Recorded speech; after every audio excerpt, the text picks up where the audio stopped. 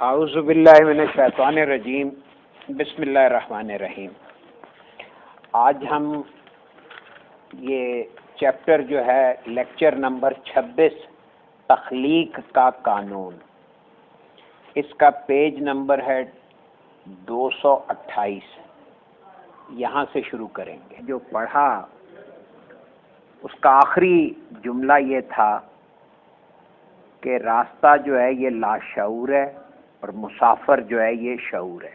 یعنی شعور جو ہے یہ ایک مسافر ہے جو لاشعور کی راہ پہ چل رہا ہے، یعنی راستے کا وجود اپنے طور پر ازل سے موجود ہے، مسافر اس پہ قدم بقدم چلتا ہے، ہر قدم پہ تغیر کا سامنا کرتا ہے۔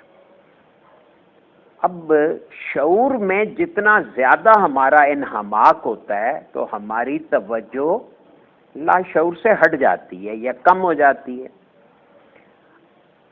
اب یہ زندگی کی تمام طرزیں چونکہ راستے یعنی لاشعور پر قائم ہے، تو اگر ہمارا دھیان لاشعور سے ہٹ جاتا ہے تو پھر ہمیں شعوری زندگی میں دشواریاں اور پریشانیوں کا سامنا ہوتا ہے۔ اسی لیے جتنا زیادہ وقت راستے کو یعنی لاشعور میں غور و فکر کیا جائے گا تو اسی مناسبت سے زندگی زیادہ عمل کے راستے طے کرے گی۔ یہ قانون بہت توجہ سے ہمیں ذہن نشین کرنا ہے کہ ہمیں زیادہ وقت اپنا لاشعور کی طرف غور و فکر میں صرف کرنا ضروری ہے۔ تو آج یہ جو ہم عنوان پڑھ رہے ہیں یہ ہے شعوری قدریں اور فکری دنیا۔ اب یہ شعوری قدریں کیا ہیں اور یہ فکری دنیا سے کیا مراد ہے؟ دیکھیں، یہ جو ہم اپنی سوچوں میں ایک دنیا بسائے ہوئے ہیں اس کا نام ہے فکری دنیا۔ اب یہاں پہ ایک یہ کہ ہم خیالی پلاؤ پکاتے رہیں تو وہ کھچڑیاں پکتی رہیں، یا ہم اس کو پراپرلی وہاں پہ توجہ صرف کرنا سیکھ لیں۔ تو فکری دنیا میں رہنا، اب یہ دو چیزیں ہیں، شعوری قدریں ہماری کیا ہیں اور یہ جو شعور کی قدریں یعنی شعور نے اپنے آپ کو جس طرح سے ارینج اور آرگنائز کیا ہے، جس طرح سے اس نے خود کو بنایا ہے، اس کو کوریلیٹ کرنا ہے، اس کو ہم نے فکری دنیا کے ساتھ ہم آہنگ کیسے کرنا ہے۔ یہ غور کریں کہ ہمارے ہاں غور و فکر ہی سے منع کیا جاتا ہے، تو ظاہر ہے کہ فکری دنیا غور و فکر ہوتا ہی تب ہے جب بندہ فکری دنیا میں جائے۔ اب اس بات کو ایکسپلین کرنے کے لیے حضور مرشد کریم فرما رہے ہیں کہ رنگ و بو کی دنیا میں ہم شعور سے لاشعور کو پہچاننے کی کوشش کرتے ہیں، جبکہ زندگی کے تمام اعمال و حرکات کا تعلق لاشعور سے ہے۔ انسان کی توجہ جس قدر زیادہ شعوری زندگی پر ہوتی ہے اسی مناسبت سے لاشعور میں توجہ کم ہو جاتی ہے۔ یہ بھی ایک قانون ہے کہ ہماری توجہ ایک وقت میں ایک ہی چیز پہ رہ سکتی ہے، یہ اس کی محدودیت ہے یا اس کی مجبوری ہے۔ تو ہمیں اپنی توجہ کو کیسے بانٹنا ہے، کیسے تقسیم کرنا ہے، کتنا وقت کس چیز کو دینا ہے، یہ پروگرام ہم نے خود طے کرنے ہیں۔ تو انسان کی توجہ جس قدر زیادہ شعوری زندگی پہ ہوتی ہے، اور آپ دیکھیں کہ زیادہ تر لوگوں کی ساری توجہ اپنی شعوری زندگی پر ہی ہوتی ہے، تو اسی مناسبت سے پھر لاشعور میں توجہ کم ہو جاتی ہے۔ اب چونکہ زندگی کا دار و مدار لاشعور پر ہے، اس لیے شعور میں زیادہ توجہ مرکوز ہونے سے کیا ہوتا ہے کہ زندگی کے اعمال اور ان کی قدریں کم ہو جاتی ہیں۔ اب ہم اکثر سنتے ہیں، اکثر لوگ یہ کہتے ہیں جی میں یہ خواہش کرتا ہوں، میں دعائیں کرتا ہوں، میری دعائیں قبول نہیں ہوتی، اس لیے کہ وہ باطن میں ایک چیز نہیں چاہ رہے ہوتے، باطن میں وہ چیز نہیں چاہ رہے ہوتے، لہذا وہ شعور میں نہیں آتی۔ یعنی لاشعور میں چیز کو اسٹیبلش نہیں کر رہے، لہذا وہ شعور میں نہیں آ رہی. اس لیے شعور میں زیادہ توجہ مرکوز ہونے سے کیا ہوتا ہے، زندگی کے اعمال اور اس کی قدریں کم ہو جاتی ہیں. اب شعور کا زیادہ سے زیادہ انہماک شعوری حرکت میں رہنے کی دلیل ہے. اور جب انسان شعوری قدروں سے ہٹ کر لاشعور یعنی فکری دنیا میں داخل ہو جاتا ہے، دیکھا لاشعور کا فکری دنیا میں داخل ہو جاتا ہے تو شعور کی گرفت کم ہو جاتی ہے. لاشعور جو ہے یہ مکانیتوں کی تعمیر کرتا ہے، حالانکہ لاشعور زمانیت ہے. عالم مکان یا عالم خلق میں، یہ جو ہمارا عالم خلق جو ہمیں ظاہری طور پر نظر آتا ہے، اس میں مکان غالب ہے، اسپیس غالب ہے اور زمان مغلوب ہے. یعنی ٹائم جو ہے وہ بیس لائن پہ چلا جاتا ہے، یعنی وہ نیچے ہوتا ہے اور ظاہری طور پہ ہمیں مکانیت نظر آتی ہے. مفہوم یہ ہے کہ جب ہم شعوری زندگی میں سفر کرتے ہیں تو ہمارے اوپر شعور کا غلبہ ہوتا ہے اور لاشعور مغلوب رہتا ہے. لیکن جب ہم مکانیت سے گزر کر زمانیت میں قدم بڑھاتے ہیں تو لاشعور غالب ہو جاتا ہے اور شعور مغلوب ہو جاتا ہے. اب مکان کی اصل نسمہ مفرد ہے اور خود مکان یعنی مکانیت یعنی اسپیس یہ نسمہ مرکب ہے. اب یہ نسمہ مفرد کی تعمیر عالم امر میں اور نسمہ مرکب کی تعمیر عالم خلق میں ہوتی ہے. زندگی کی تمام حرکات و سکنات یہ تین حرکتوں پر قائم ہیں: حرکت اولا، حرکت ثانی اور حرکت آخر. اب یہ حرکت اولا یعنی پہلی حرکت، حرکت ثانی یعنی دوسری حرکت اور حرکت آخر یعنی اس کا مظہر بننا. اب اسی بات کو ایک اور طرح سے بھی سن رکھیں کہ اللہ کہتا ہے میں نے تم کو اس مٹی سے پیدا کیا، تم اس مٹی میں لوٹائے جاؤ گے اور پھر اسی مٹی سے اٹھائے جاؤ گے. یہ بھی تین حرکتیں ہوئی. یہ تین حرکتیں، حرکت اولا پہلی حرکت، یہ روح اعظم کا درجہ بھی ہے. حرکت ثانی یہ روح انسانی کا درجہ ہے اور حرکت آخر یہ روح حیوانی کا درجہ ہو گیا. زندگی کی تمام حرکات و سکنات یہ تین حرکتوں پر قائم. یہ اصل میں تینوں حرکتیں ایک ساتھ چلتی ہیں. یہ کبھی نہیں ہوتا کہ ہم ایک پہ کنسنٹریٹ کریں اور دوسری کو اگنور کر دیں. اسی لیے اس چیز کو سیکھنے کے لیے جب ہم یہ مشقیں کرتے ہیں تو لوگ رہبانیت کا طعنہ دیتے ہیں. رہبانیت کا مطلب یہ ہے کہ آپ نے بالکل شعور کو اگنور کر دیا، لیکن اصل میں اگنور نہیں کرنا ہوتا، اس کو بیلنس کرنا ہوتا ہے. یہ ہے وہ فرق جو لوگ ناسمجھی کی وجہ سے الزام لگا دیتے ہیں کہ یہ بندہ روحانیت کی بات کر رہا ہے، یہ بندہ تو دنیا کی بات کیوں کر رہا ہے، یہ جو روحانی بندے ہیں یہ دنیا داری کی بات کیوں کر رہے ہیں. بھائی انہیں بیلنس کر کے چلنا آتا ہے، اس لیے وہ دونوں نظاموں کو ساتھ ساتھ جان رہے ہوتے ہیں، جانتے ہیں. اب ایک اور بات یہ سن رکھیں کہ کائنات جو ہے یہ گریز اور کشش کی حرکات پہ قائم ہے. یعنی کہ یہ حرکت اولا، حرکت ثانی اور حرکت آخر کو یہ سارا نظام کشش اور گریز کی حرکات پر قائم ہے.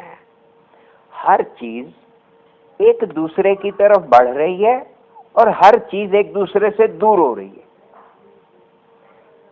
گریز اور کشش کا یہ عمل زندگی میں اعمال و حرکات بننے کا موجب ہے. اب کشش اور گریز کے تین دائرے ہیں. پہلا دائرہ لطیفہ اخفی اور لطیفہ خفی ہے، دوسرا دائرہ لطیفہ سری اور لطیفہ روحی ہے، اور تیسرا دائرہ لطیفہ قلبی اور لطیفہ نفسی ہے. اب یہ تین دائرے، تو یہ پہلا دائرہ جو ہے یہ روح اعظم ہے، یہ دوسرا دائرہ لطیفہ سری اور لطیفہ روحی کا مجموعہ ہے، یعنی روح انسانی ہے، اور تیسرا دائرہ جو روح حیوانی کہلاتا ہے یہ لطیفہ قلبی اور لطیفہ نفسی کا مجموعہ ہے۔ تو ان تین دائروں کا مظاہرہ ہوتا ہے تو کوئی نہ کوئی وجود بنتا ہے۔ وجود گوشت پوست کا ہو، روشنیوں کا ہو یا انوار کا ہو۔ دیکھیں کس طرح سے ایک ہی جملے میں بتا دیا کہ حیوانی سطح پہ یہ وجود گوشت پوست کا ہوتا ہے، انسانی روح انسانی کی سطح پہ یہ روشنیوں کا ہوتا ہے، اور روح اعظم کی سطح پہ یہ انوار کا ہوتا ہے۔ کشش اور گریز کا قانون اِنَّ لِلَّهِ وَإِنَّا إِلَيْهِ رَاجِعُونَ میں مخفی ہے، یعنی یہ اللہ کے اس قانون جو اللہ نے یہ بات ارشاد فرمائی ہے قرآن میں آیت ہے، یہ اصل میں کشش اور گریز کے قانون کی وضاحت ہے۔ اللہ تعالیٰ فرماتے ہیں کہ ہر چیز اللہ کی طرف سے ہے اور اللہ کی طرف لوٹ رہی ہے، تو کشش اور گریز کے ان دونوں رخوں میں الگ الگ خد و خال ہیں، یعنی جب یہ وہاں سے اپنے اوریجن سے گریز کرتی ہے تو وجود کی طرف کشش کر رہی ہے، تو اس کے خد و خال اور ہیں۔ جب یہ وجود سے گریز کر کے واپس اپنے اوریجن، اپنے منبع، اپنے مخزن کی طرف کشش کر رہی ہوتی ہے تو اس کے خد و خال اور ہو جاتے ہیں، اور یہ خد و خال کبھی انوار سے مرکب ہوتے ہیں، کبھی روشنیوں سے، تو کبھی مٹی کے جسم میں نظر آتے ہیں۔ مٹی کے جسم میں یہ جو گریز اور کشش کا رخ ہے یہ نسمہ مرکب ہے، اور روشنیوں کے خد و خال اور روشنی کے ڈائمینشن سے بننے والا وجود یہ نسمہ مفرد اور نسمہ مفرد کی دنیا ہے۔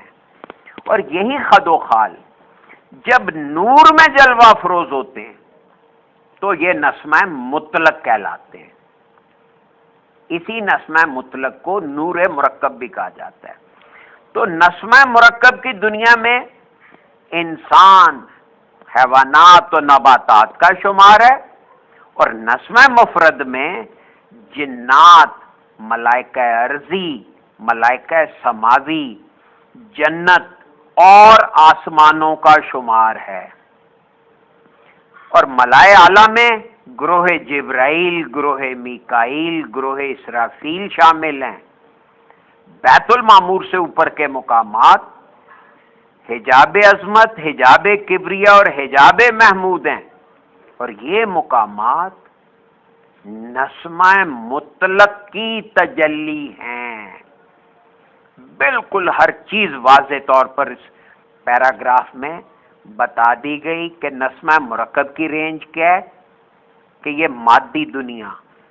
مادی دنیا جس میں انسان بھی ہیں، حیوانات بھی ہیں، نباتات بھی ہیں، اور نسمہ مفرد جو ہے اس میں جنات بھی ہیں، ملائکہ ارضی بھی ہیں، ملائکہ سماوی بھی ہیں، اسی میں جنت اور آسمانوں کا شمار بھی ہے۔ یہ جو ہماری کیفیات جب اندر سے خوشی اور سکون اور طمانینت کی ہوتی ہے تو یہ اسی کو جنت کہا جاتا ہے۔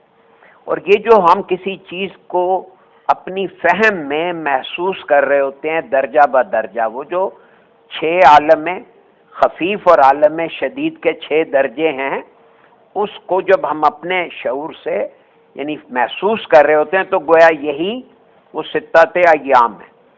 اور ملائے اعلیٰ میں گروہ جبرائیل، یہ سب 6 شعور کے درجے ہیں۔ یہ مقامات یعنی پھر اس سے اوپر بیت المعمور سے اوپر کے مقامات جو ہیں یہ حجاب عظمت، حجاب کبری اور حجاب محمود جو ہیں، یہ مقامات نسمہ مطلق کی تجلی ہیں، یعنی یہ نسمہ مطلق کا، یہاں پہ اگر آپ نسمہ مطلق سے واقف نہیں ہوں گے تو آپ یہ مقامات پار نہیں کر سکتے۔ موجودات کے تینوں رخ ہر انسان میں موجود ہیں۔ موجودات کے جو چیزیں موجود ہیں وہ اس کے یہ تینوں رخ ہر انسان میں موجود ہیں۔ بتائیں کوئی کسر رہ گئی؟ کوئی یہ کہے کہ جی نہیں جی ہم کس قابل ہیں؟ بھئی آپ کو اللہ نے قابل بنایا ہے، آپ کے اندر یہ تینوں رخ موجود ہیں، بات صرف ان کو ایکسپلور کرنے کی اور ان سے استفادہ کرنے کی ہے، ان کو استعمال کرنے کی ہے۔ ہم جب عالم تخلیق کا تذکرہ کرتے ہیں تو ہماری مراد روح حیوانی ہے، جب ہم جنات کی دنیا، اعراف کی دنیا، آسمانوں یا فرشتوں کا تذکرہ کرتے ہیں تو ہماری مراد روح انسانی ہے، اور جب ہم عالم نور کا تذکرہ کرتے ہیں تو ہماری مراد روح اعظم ہے۔ مفہوم یہ ہوا کہ کوئی انسان جب روح حیوانی سے وقوف حاصل کر لیتا ہے تو وہ نسمہ مرکب مکانیت کے عالمین سے واقف ہو جاتا ہے، اور جب کوئی انسان روح انسانی سے وقوف حاصل کر لیتا ہے تو جنات، فرشتے، برزخ، اعراف، حشر نشر، جنت دوزخ اور ساتوں آسمان سے واقف ہو جاتا ہے۔ اسی طرح جب کوئی انسان اپنی روح اعظم سے واقف ہو جاتا ہے تو ملائے اعلیٰ کو، بیت المعمور کو اور بیت المعمور سے اوپر کے مقامات کو دیکھ لیتا ہے۔ یعنی یہ درجے ہیں انسان کے شرف کے۔ کائنات تین رخوں پر مشتمل ہے، ایک رخ نورانی ہے، دوسرا رخ روشنی ہے، اور تیسرا رخ تخلیق ہے۔ تخلیق کا مطلب ہے خلط ملط ہونا، یعنی مکس ہو کر کوئی مادی شکل اختیار کرنا۔ ان تینوں رخوں میں اصل زمانیت یعنی ٹائم اصل ہے۔ اب زمانیت سے مراد وہ راستہ ہے جس راستے پر کائنات رواں دواں ہیں، یعنی جس راستے پر یہ کائنات کا پورا قافلہ رواں دواں ہے وہ راستہ اصل میں زمانیت ہے۔ اب غور کریں کہ ہمیں زمانیت کو سمجھنا کتنا ضروری ہو گیا۔ اب اس کا دیکھیے وہ بتا رہے ہیں کہ عالم تخلیق میں یعنی اس مادی زون میں روح حیوانی کا عارف وہ بندہ جو روح حیوانی سے واقف ہو جاتا ہے، وہ ورود میں، غنود میں، مراقبے میں، کشف میں اور الہام میں اس بات کا یقین حاصل کر لیتا ہے کہ روح حیوانی کے حواس پابند اور مقید ہیں۔ غور کریں، اب اس میں یہ اصطلاحات ہیں۔ ورود میں یعنی ورود کہتے ہیں جیسے کوئی چیز ذہن میں وارد ہوتی ہے، غنود میں یعنی ایک غنودگی کسی کیفیت آتی ہے۔ ورود میں یہ بات کتاب ہے کلندر شعور، اس میں ان اصطلاحات کو الگ سے حضور مرشد کریم نے تفصیل سے اس کی تشریح کی ہے اور بتایا ہے کہ یہ کیا ہوتی ہیں۔ کہ جب ہم اچانک کوئی چیز دیکھتے ہیں، وہ مراقبہ کرنے بیٹھے تو وہ محسوس نہیں ہوا کچھ کہ دیکھا یا نہیں دیکھا، بس محسوس ہوتا ہے کچھ دیکھا، کیا دیکھا یہ نہیں سمجھ آتی، محسوس ہوتا ہے، ایسے ایک احساس سا ہوتا ہے کہ میں کچھ تھا، کچھ دیکھا، کچھ ہوا، یعنی کوئی چیز وارد ہوئی۔ اس کیفیت کو، انیشل کیفیت کو ورود کہتے ہیں۔ جب آپ مراقبے میں غنودگی میں چلے جاتے ہیں، مادی حواس سسپینڈ ہونے لگتے ہیں تو ایک غنودگی کسی کیفیت طاری ہو جاتی ہے، تو اس میں جو کچھ ہم دیکھتے ہیں وہ سمجھ نہیں آتا ہے۔ یہ تو پتہ چلتا ہے کہ کچھ دیکھ رہے ہیں، کیا دیکھ رہے ہیں، کیوں دیکھ رہے ہیں، یہ نہیں سمجھ آتا۔ پھر مراقبہ ہے۔ مراقبے کی کیفیت وہ ہے جب مادی حواس بالکل سسپینڈ ہو جاتے ہیں، پھر ہم جو کچھ دیکھتے ہیں اس میں تسلسل آ جاتا ہے، ایک ترتیب آنا شروع ہو جاتی ہے، کچھ مفہوم بھی سمجھ میں آتا ہے۔ پھر ایک چیز ہے کشف۔ کشف کا مطلب ہے کھلنا، لغوی مطلب، یعنی جب ذہن کھل جاتا ہے تو پھر آدمی دیکھتا ہے کہ مجھے کیا دکھا، جو دکھا وہ سمجھ میں آتا ہے، جو سنا اس حالت میں وہ محسوس بھی ہوتا ہے اور سمجھ بھی آتا ہے کہ مجھے ساتھ میں اس کی حکمتیں کھلتی ہیں کہ کیوں بتایا گیا۔ الہام وہ کیفیت ہے جس میں اللہ تبارک و تعالیٰ کی طرف سے پروگرام یا کوئی بات یا کوئی نقطہ جو ہے وہ براہ راست ذہن میں منتقل کر دیا جاتا ہے اور وہ بندے کو سمجھ آ رہا ہوتا ہے کہ مجھے یہ بات کیوں بتائی جا رہی ہے۔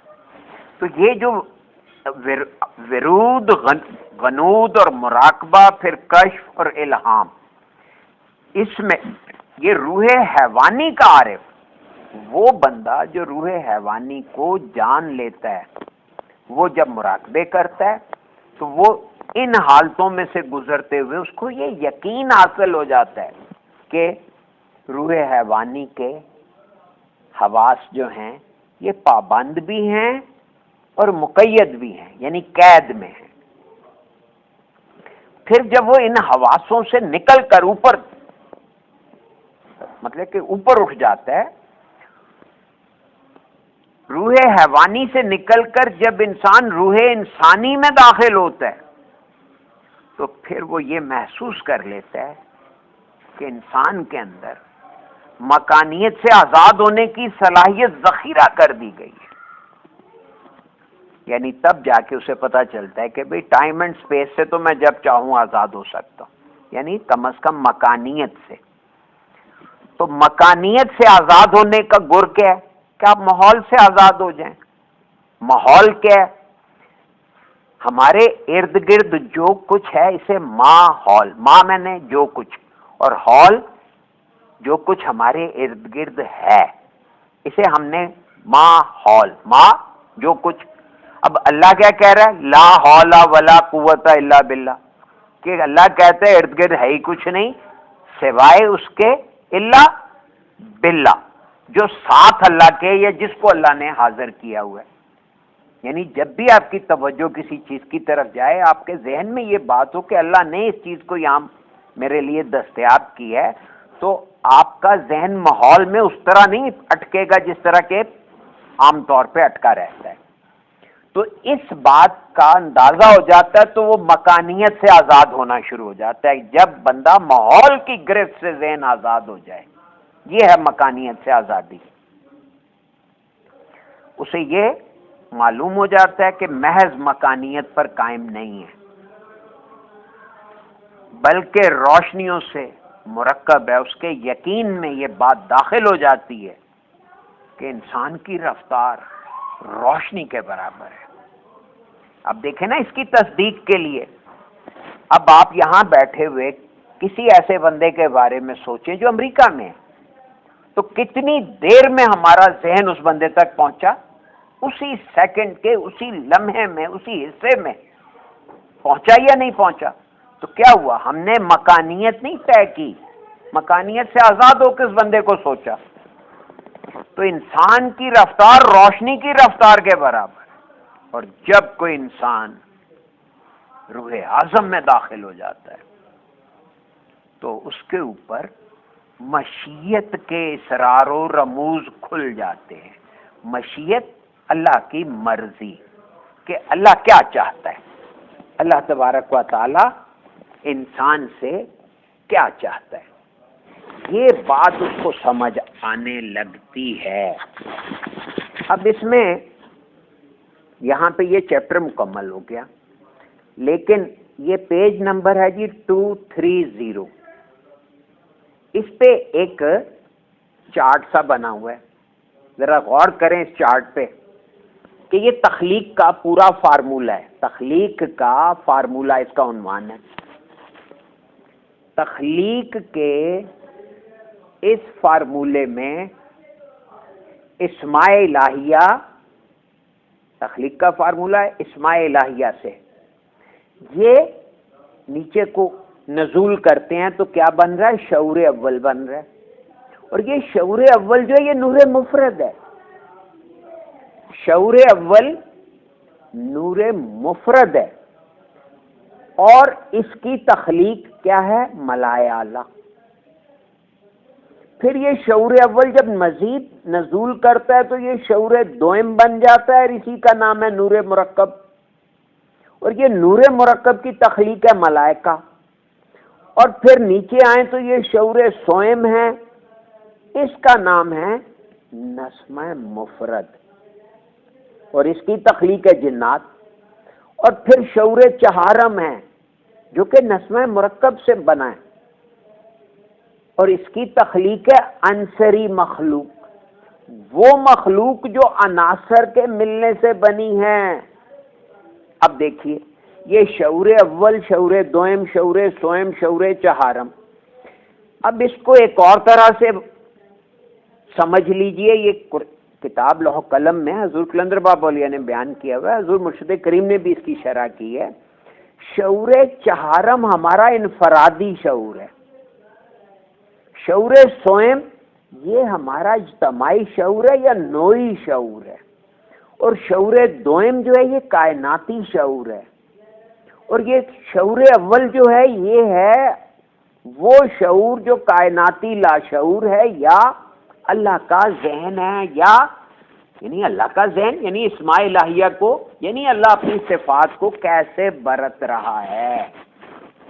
اب اس طرح سے یہ چار نہر، انہی چار شعوروں کا نام چار نہریں ہیں، انہی چار شعوروں کا نام نہر تسوید، نہر تجرید، نہر تشہید اور نہر تظہیر بھی ہے، لیکن اینگلز مختلف ہیں، انہیں ایک ہی، چونکہ ان کی وسعت بہت ہے اس لیے کبھی اس کو ایک زاویے سے واضح کیا گیا، کبھی اس کو دوسرے زاویے سے واضح کیا۔ تخلیق کا سارا فارمولہ اتنی سی بات ہے کہ یہ شعور اول تخلیق ہوتا ہے اسماء الہیہ سے یعنی اللہ کی صفات سے، اور اس کا سٹیٹس ہے نور مفرد کا، اور یہ شعور اول جب مزید تنزل کرتا ہے تو یہ نور مفرد جو ہے یہ نور مرکب بن جاتا ہے، اور پھر اس کی تخلیق ہے، یعنی اس نور مرکب کے حوالے سے جو تخلیق نظام وجود میں آتی ہے وہ ملائکہ ہے۔ پھر تیسرے درجے پہ شعور سوئم ہے، یہ نسمہ مفرد کی دنیا ہے، اور یہ یعنی ملائکہ اور عنصری مخلوق کے درمیانی زون ہے جس کو جنات کا عالم کہا گیا، اسی کو ہیولا کہا جاتا ہے۔ پھر شعور چہارم ہے، وہاں پہ ہماری یہ ساری کائنات کی، ہماری یہ مادی زندگی کی، دنیا کی نباتات اور جمادات اور حیوانات اور یہ جو ہے یہ کیا انسان کا مادی وجود، یہ سب پھر اس چوتھے درجے کی یعنی کلاس 4 کے مینیلز بن جاتے ہیں اس درجے پہ۔ ٹھیک ہو گیا جی؟